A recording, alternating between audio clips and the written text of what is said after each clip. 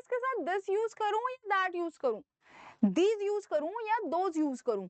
अगर मैं दिस की जगह पे दैट यूज करूंगी तो क्या ये सेंटेंस मेरा सही होगा? नहीं होगा। ऐसी कंफ्यूजन्स आपके दिमाग में हर वक्त चलती होंगी जब आप दिस दैट दीज दोज को यूज करते हैं। आज के सेशन को लास्ट तक जरूर देखिएगा, इसके बाद बिल्कुल भी प्रॉब्लम नहीं होगी।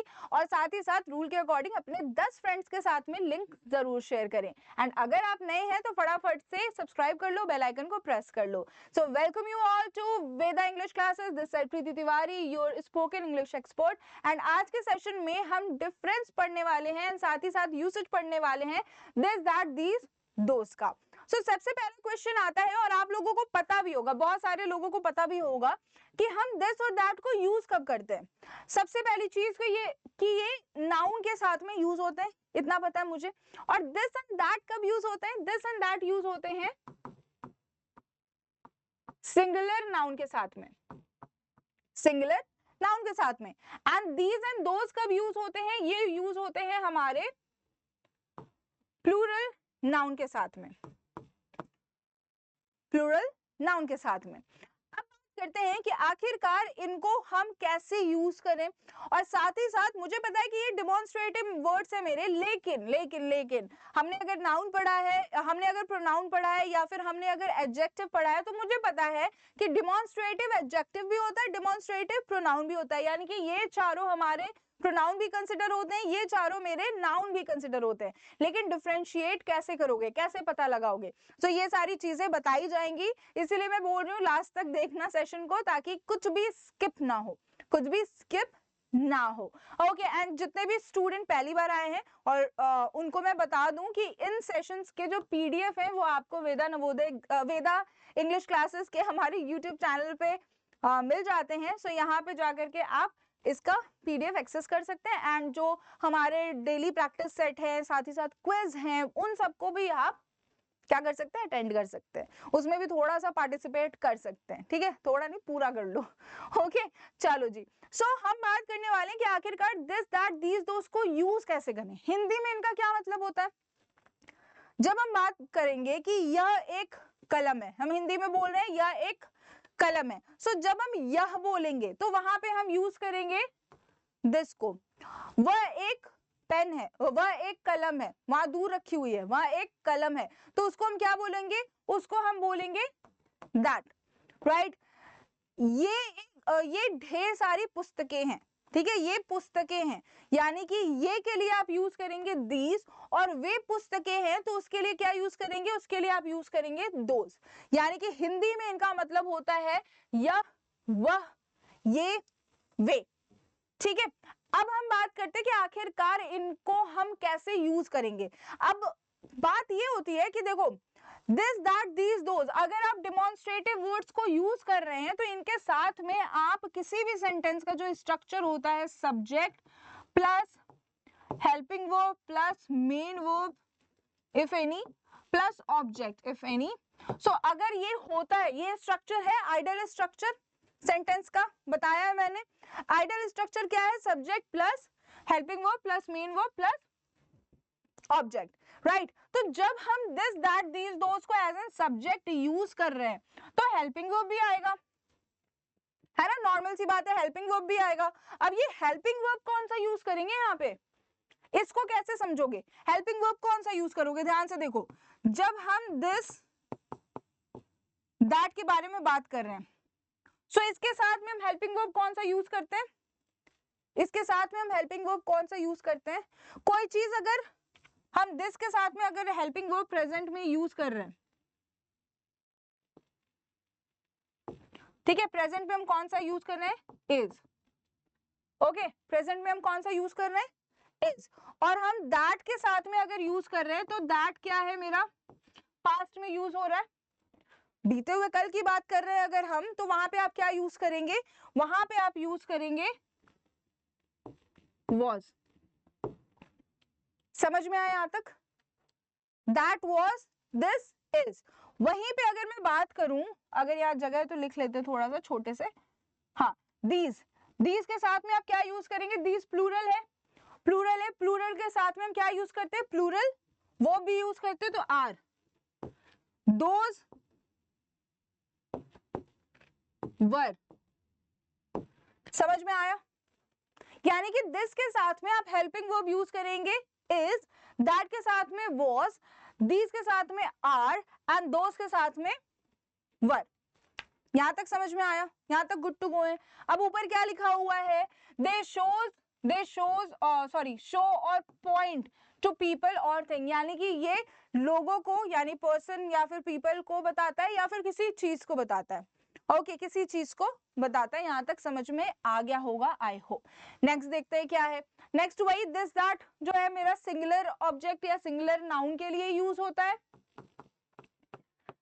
दीज दोज जो है वो हमारे प्लूरल ऑब्जेक्ट या प्लूरल नाउन के लिए यूज होता है। अब यहाँ पे देखो, यहाँ पे एक चीज और है कि अगर मैं दिस या फिर दीज को यूज कर रही हूँ, ठीक है, दिस या दीज को यूज कर रही हूँ, तो नियर कोई चीज मेरे पास है अगर, तो उसके लिए मैं दिस यूज करूंगी। यानी कि कोई एक चीज अगर मेरे पास है तो उसके लिए मैं दिस यूज करूंगी, या फिर 2+ चीजें अगर मेरे पास में तो उसके लिए मैं क्या यूज करूंगी? दीज यूज करूंगी। फॉर एग्जाम्पल देखो, this is my ball, this is my ball. अब यही बॉल प्लूरल है यानी कि ज्यादा है, तो क्या लिखोगे? दीज आर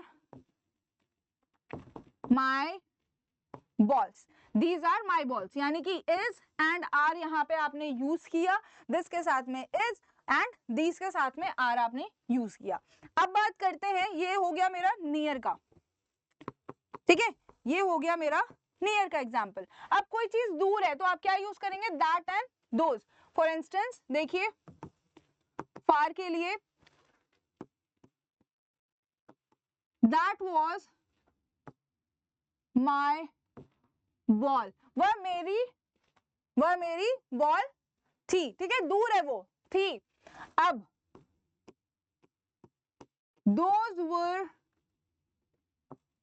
माई बॉल्स, वो मेरी गेंदे थी, वे मेरी गेंदे थी। तो यहाँ पे क्या हुआ? यहाँ पे कोई चीज दूर है या फिर पास्ट के बारे में हम बात कर रहे हैं, तो वहां पे आप क्या यूज करेंगे? वहां पे आप यूज करेंगे was एंड वर को, दैट एंड दोस को। तो कोई भी चीज अगर पास है तो उसके लिए हम यूज करेंगे, या फिर प्रेजेंट टाइम के बारे में अगर हम बात करेंगे तो वहां पे हम क्या यूज करेंगे? वहां पे हम यूज करेंगे दिस एंड दीस को।